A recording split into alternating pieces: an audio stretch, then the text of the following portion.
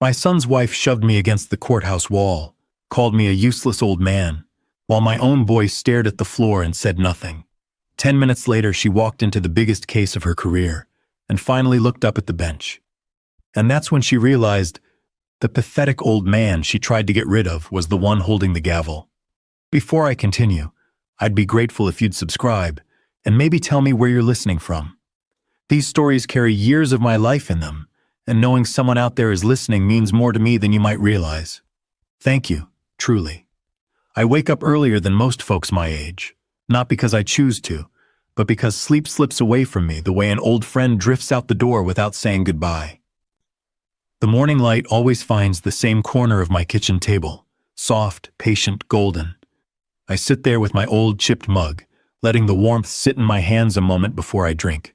The house has its own little heartbeat. Quiet pipes, settling wood, a faint rattle from the vent I keep meaning to fix. There's a peace in those minutes, a kind of gentle stillness you earn only after weathering enough storms. My name is Edward Marshall, 74 years old. My knees complain more than they used to, and sometimes I forget where I placed my glasses. But my mind, well, it's still sharp enough to slice through the nonsense the world throws my way. I still read the paper every morning, still finish the crossword in ink, and I still know the law better than most people half my age. Funny thing is, nobody in my family remembers that part of me anymore. They only remember the quiet version of me, the one I let them see. I wasn't always Grandpa Ed sitting in a cardigan at this old wooden table. For more than 3 decades, I carried a gavel, wore a robe, and sat beneath the state seal in courtroom 3B, making decisions people didn't always like but always respected. 5 years ago, when I retired, I boxed it all up. Every plaque, every award, every reminder of the man I had been. I didn't want a pedestal. I didn't want reverence. I wanted something simpler, something gentler. I wanted to be Dad. Just Grandpa. I thought if I stepped back from the spotlight, maybe my son Daniel would step closer. But life rarely follows the logic of the heart. Daniel used to sit right here at this very table, legs too short to touch the floor, asking me what fairness meant, why people lied under oath, why grown-ups forgot how to tell the truth. He used to trust me. He used to watch me with whole worlds in his eyes. He grew up. He moved on. And somewhere in the stretch of years, I faded. He married Victoria 12 years ago. A sharp woman, smart as a whip, ambitious in a way that made rooms tighten when she walked in. The first time I met her, she shook my hand with a smile that didn't quite reach her eyes. She looked around my modest home like she was scanning for signs of poverty. But she loved Daniel, or at least she said she did. And Daniel adored her. So I stayed quiet, didn't push, didn't intrude. I tried to be the easy father-in-law, the agreeable one, the one who didn't get in the way. I brought gifts for the kids, little things I thought would make them smile. Wooden puzzles, classic books, knitted blankets. Some were opened with a bit of curiosity, others were left in bags behind their couch for months. Life changes when people stop seeing you. Still, I held on to the things that grounded me. My backyard bench with its tired wooden slats.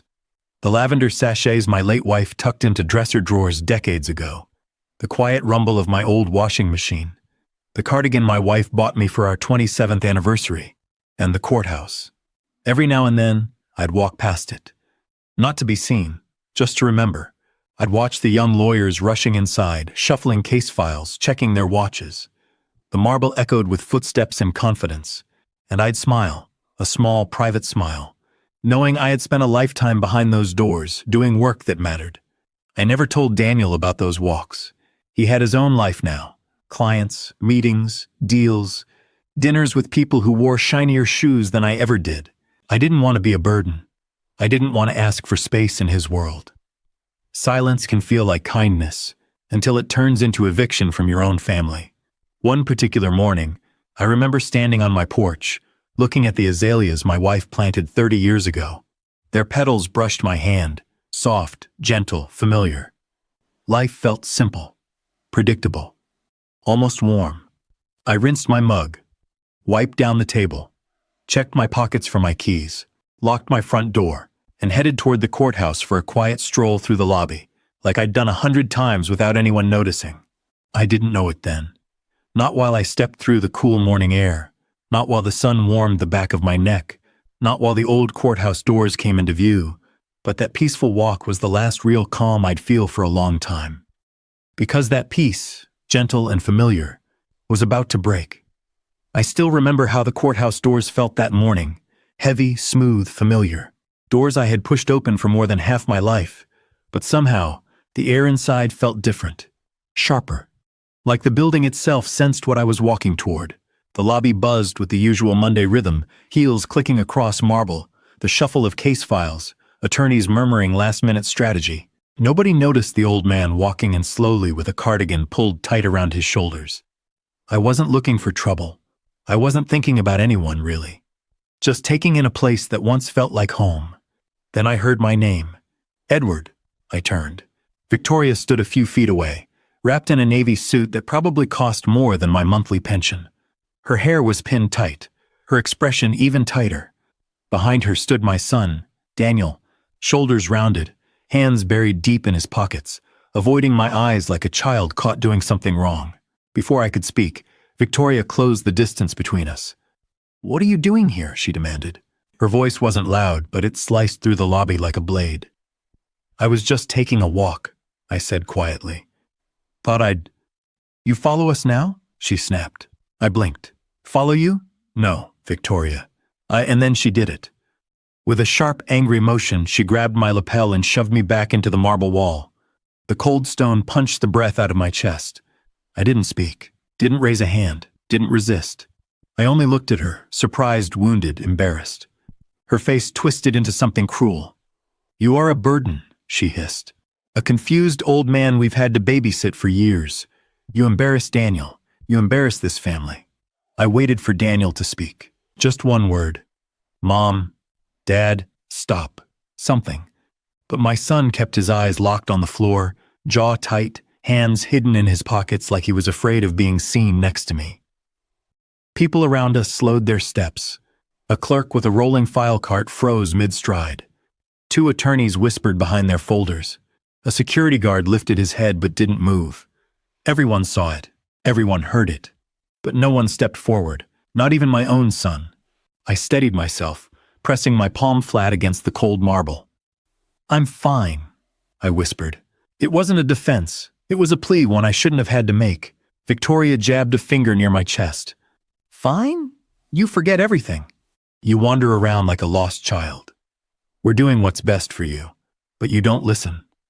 Her voice rose, cracking across the lobby. I felt dozens of eyes on me. Heat crawled up my neck. My pulse thudded in my ears, not from the shove, but from humiliation. Humiliation delivered by someone who married into my family, someone I once tried to welcome. But the worst part was Daniel. He didn't defend me, didn't even look at me. Humiliation hits hardest when silence comes from someone you love. I swallowed hard. "Is that what you told him?" I asked softly.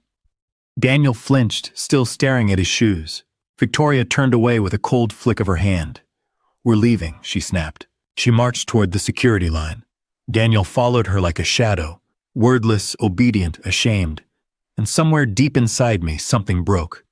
Not loudly, not violently, just broke. A slow, quiet crack. The kind you don't notice until the whole foundation begins to shift. I smoothed my cardigan, trying to hide the tremble in my hands. People looked away now, pretending they hadn't seen anything, pretending they hadn't watched a family split open in the middle of a public hall. I walked past them all, not toward the front entrance, not toward safety, but deeper into the courthouse. Down a hallway so familiar my feet moved without thinking. A sign hung above it. Judicial and staff only. I didn't have a key card anymore, but the guard, Hal, an old friend, looked up and smiled. "Morning, Judge Marshall," he said. The words hit me harder than Victoria's shove. "Morning, Hal," I managed. He pressed the buzzer. The lock clicked open. The door swung shut behind me. The noise of the lobby faded. I walked deeper into the quiet hallway, my footsteps soft against the carpet. The farther I walked, the more a strange calm settled in my chest. Not anger, not revenge, just clarity. I had let myself disappear, let myself shrink until I barely recognized the man in the mirror. I had given them room until there was none left for me. But humiliation has a way of waking a man up. And in that empty hallway, with the echoes of my own steps keeping me steady, I finally felt it. A firm, quiet shift inside me. I didn't feel rage. I didn't feel hatred. I just felt done pretending. And that's when the thought arrived, soft, unshakable. I would not stay silent. The walk home that day felt longer than it should have. My legs were steady, but something inside me wasn't. It was as if every step pressed deeper into a truth I had been avoiding for years. When I reached my porch, I didn't go inside right away. I just stood there. Hand resting on the railing Daniel helped me paint when he was 13. Back then, he laughed the whole time, splattering blue streaks across his shoes while I pretended to be annoyed. I could still see that boy. But the man I saw today in the courthouse lobby, that wasn't him. At least not the version I had carried in my heart all these years. Finally, I went inside. The house was quiet in the way only an old man's house can be, still predictable, familiar. The clock in the hallway ticked loudly, out of rhythm with my thoughts. I placed my keys in the little ceramic bowl by the door. The same bowl my late wife, Laura, bought at a roadside shop on our anniversary trip. I traced the rim with my thumb and let out a long breath.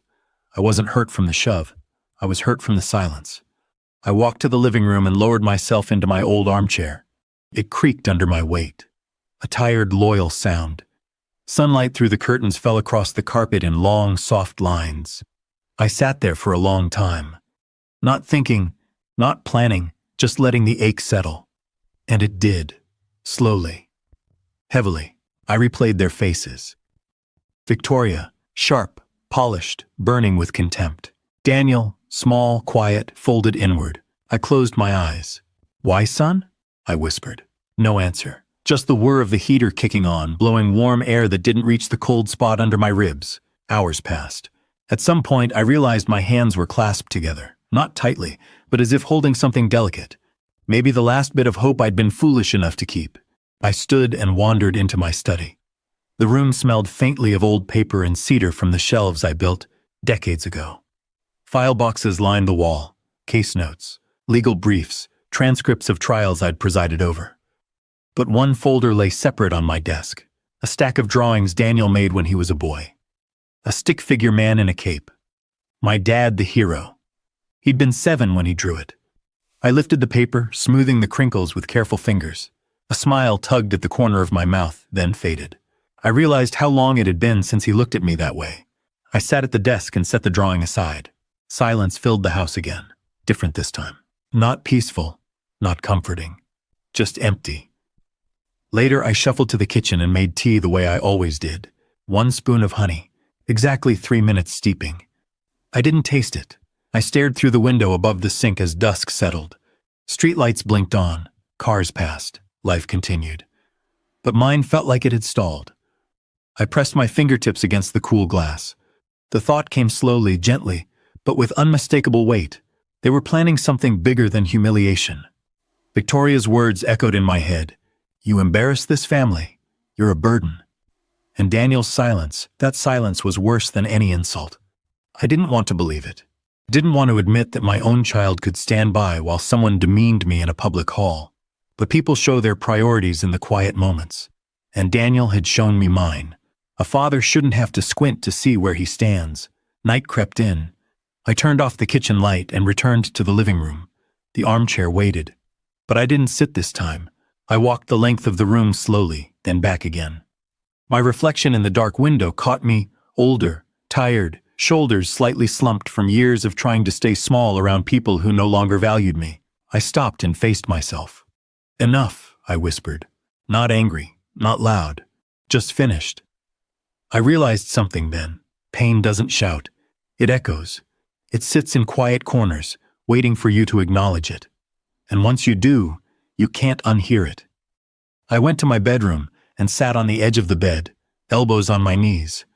The house groaned softly as it cooled, a familiar aging sound that almost felt like company. Memories drifted in, soft and uninvited. Laura laughing on our first Christmas together. Daniel learning to drive in my old pickup. The day I stood on the bench for the very first time, heart pounding with pride I didn't dare show. All of it, all those years, led to this quiet night. This quiet truth. I wasn't losing my mind. I wasn't confused. I wasn't drifting. I was being pushed out, not by illness, not by age, but by people who assumed I wouldn't fight back. I sat there until my breathing slowed, until my hands stopped trembling, until my thoughts sharpened, quiet, precise, deliberate. And finally, I felt it. The first, faint spark of resolve. I lifted my head. "I need to think," I said into the empty room, carefully. And the echo that followed wasn't sorrow. It was clarity. The next morning arrived quietly, too quietly. I woke before the sun, the way older men often do. But this time, I didn't sit by the window. I didn't make tea. I didn't follow the familiar rhythm of a gentle morning. I just sat on the edge of my bed with both feet planted on the floor, breathing slowly, letting my thoughts settle like dust in a beam of early light. I wasn't angry. I wasn't shaking with emotion. I just felt steady. There's a kind of calm that comes after you finally accept the truth. A calm that feels like stepping onto firm ground after years of sinking sand. That's where I was. I stood, straightened my back, and walked to the study. The air smelled faintly of cedar and old ink, comforting grounding. I opened the drawer where I kept my old journals, case notes, and legal contacts, relics from a life I had quietly folded away. My fingers rested on a card paperclip to a file. A name, one I hadn't spoken aloud in years, Elliot Crane. One of the sharpest attorneys I'd ever presided over, and a man who owed me more than one favor. He exhaled slowly. This wasn't about revenge, not yet. This was about safety, defense, clarity. I dialed his number. He answered on the third ring, his voice warm and familiar. "Judge Porter? Well, I'll be damned. It's been a long time." "It has," I said quietly, "and I need your help." The tone in his voice changed instantly, professional, focused. "What's going on?" I told him everything, not with emotion, but with precision. The shove in the courthouse lobby, the public humiliation, Daniel's silence, and the feeling, deep and cold, that something worse was brewing beneath it all. Elliot listened without interrupting. When I finished, he exhaled sharply. "Harold, they're not just treating you poorly. They're setting up a narrative. And if Victoria is half as ambitious as I've heard, she's dangerous. Dangerous."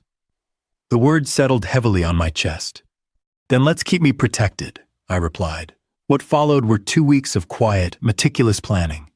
Elliot arranged cognitive evaluations, neurological exams, memory tests, psychological assessments. Not because I doubted myself, but because I knew exactly how manipulators worked. They twist the smallest weakness into a weapon. No weaknesses. Not this time. The results came back crisp and clear. My mind was steady, sharp, far from incompetent. One layer of defense, complete. Next came the legal documents, will revisions, trust protections, power of attorney changes. Daniel's name was removed. A necessary step and a painful one. But I signed every page with a steady hand. "This is just the beginning," Elliot said, tapping the stack of documents. "You're protected now. They can't touch your assets." "I appreciate it," I said softly. "But I need to know what's driving them. I need the rest of the truth." And that's when Elliot suggested something I hadn't expected. "Let me hire someone," he said, quietly. "Someone who can look into Victoria's finances, her firm, her records." I hesitated. Not because of guilt, but because of the finality of the step. Once you dig for truth, you must be prepared for what you find. "Do it," I said. The investigator, a discreet woman named Lila, began her work immediately. While she dug through numbers and names, I returned to a part of the courthouse world that felt like home. Not as a judge, not yet, but as myself. I walked past old portraits, old case files, old colleagues who had always greeted me with respect I had walked away from too easily. One afternoon I spoke with the chief clerk, Margaret, an old friend who still carried the same no-nonsense strength she did 20 years ago. "Harold," she said, adjusting her glasses, "what are you thinking?" "That I might not be done after all," I replied, and she smiled, a knowing, gentle smile. A few days later, Lila returned with a thick folder. "Brace yourself," she warned. I opened the file slowly. Debt, unpaid loans, missing funds, forgery on a second mortgage, Daniel's signature copied cleanly on documents he never saw. A trail of financial desperation Victoria had tried to bury beneath designer shoes and sharp courtroom victories. My jaw tightened. Not from rage, but from clarity. Complete clarity. No wonder she feared time. No wonder she needed control. No wonder she wanted me out of the picture. She wasn't threatened by my age. She was threatened by my existence. And when I reached the final page, I knew exactly what needed to happen. Elliot looked at me across the table. "What now, Harold?" I closed the folder gently. "Now," I said, "I prepare." A small, steady breath left my lungs as a calm washed over me. This wasn't about hurting them. This wasn't about returning cruelty with cruelty. This was about truth, about dignity, about standing up without raising my voice. And as I looked at the folder again, I remembered the title of this story. My son's wife shoved me in the courthouse lobby. Then she found out I was the judge. She had no idea what silence could build, no idea what calm resolve could become. The stage was set. All I had to do was wait. The morning of the hearing arrived with a kind of stillness I hadn't felt in years. Not the peaceful kind, the expectant kind. Like the air holds its breath before a storm. I dressed slowly. Not in my old robe, that part would come later, but in a simple dark suit, one I hadn't worn since Laura's memorial. I straightened the collar twice, then once more for good measure. Old habits. When I stepped outside, the sky was pale, streaked with a thin wash of gold. I locked the door behind me and stood for a moment on the porch, breathing in the cool air. I wasn't nervous. Age takes that from you. What I felt was something quieter, steadier, the weight of a man reclaiming something he never should have surrendered.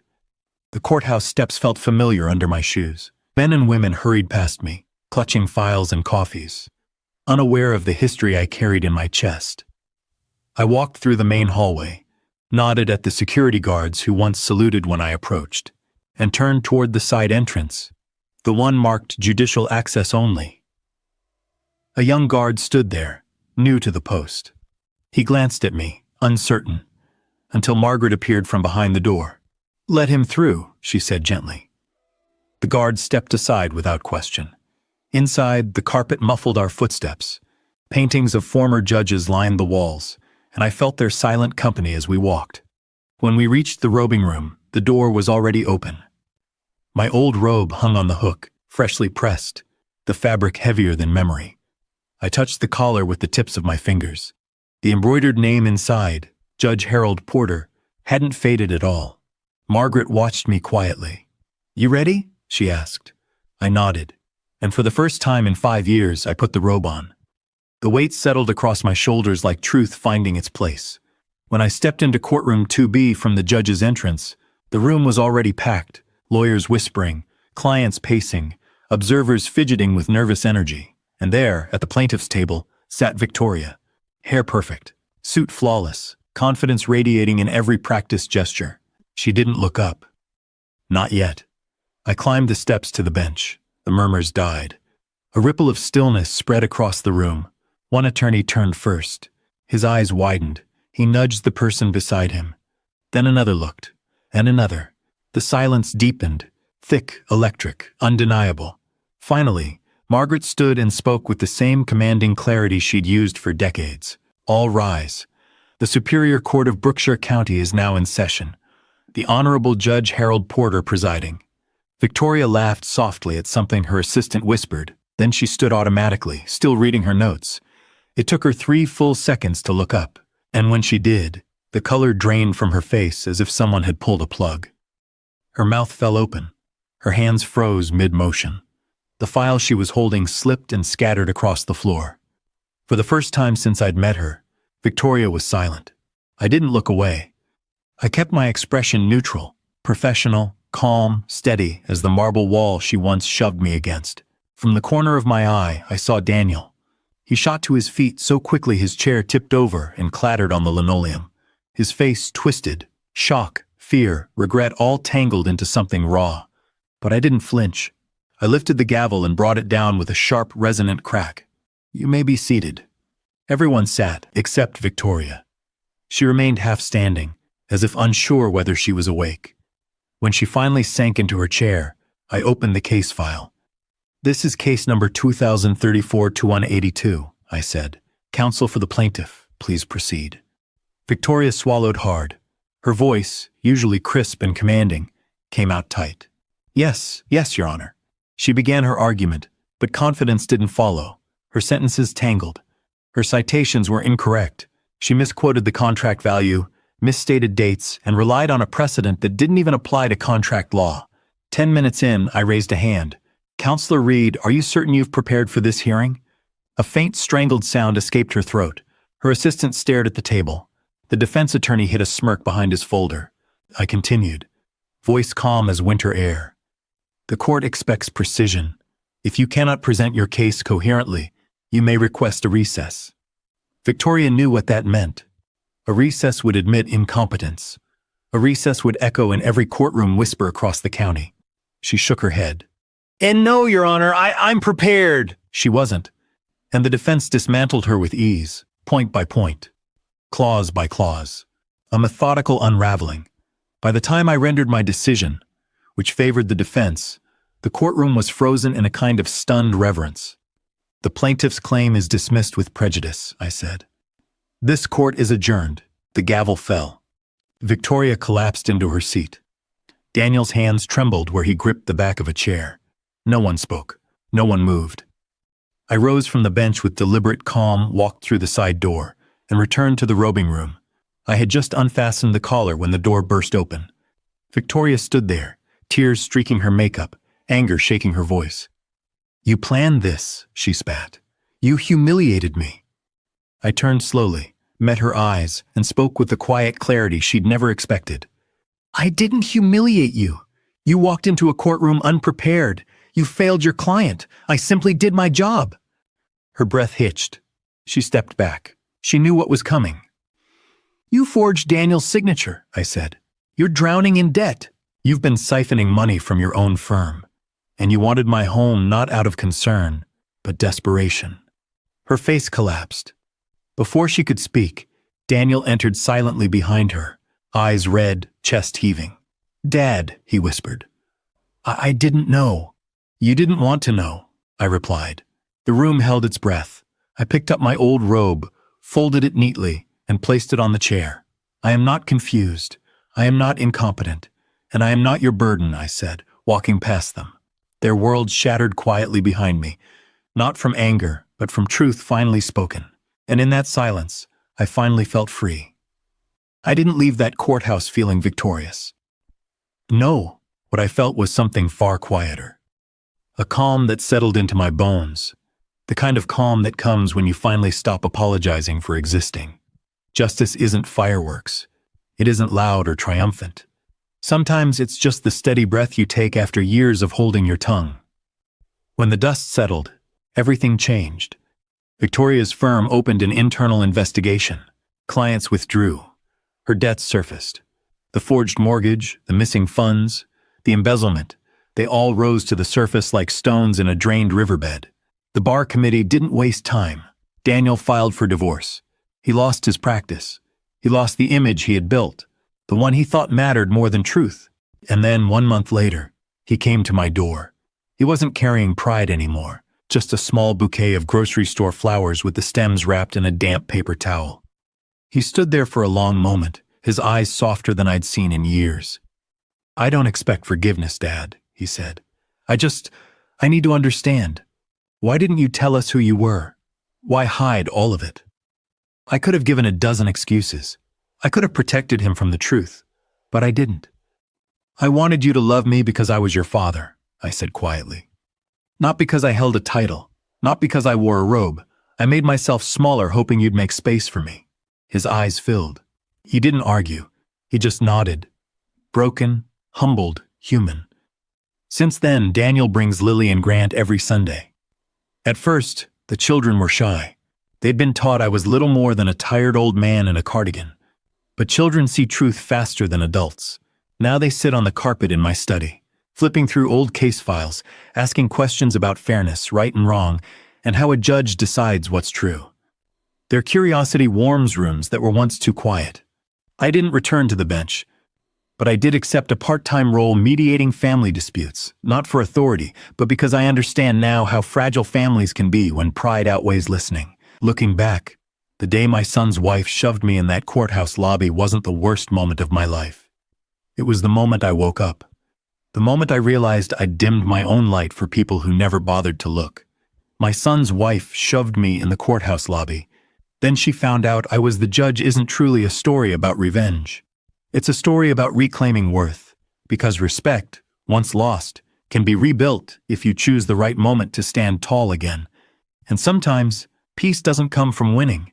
It comes from finally seeing yourself clearly and refusing to shrink ever again.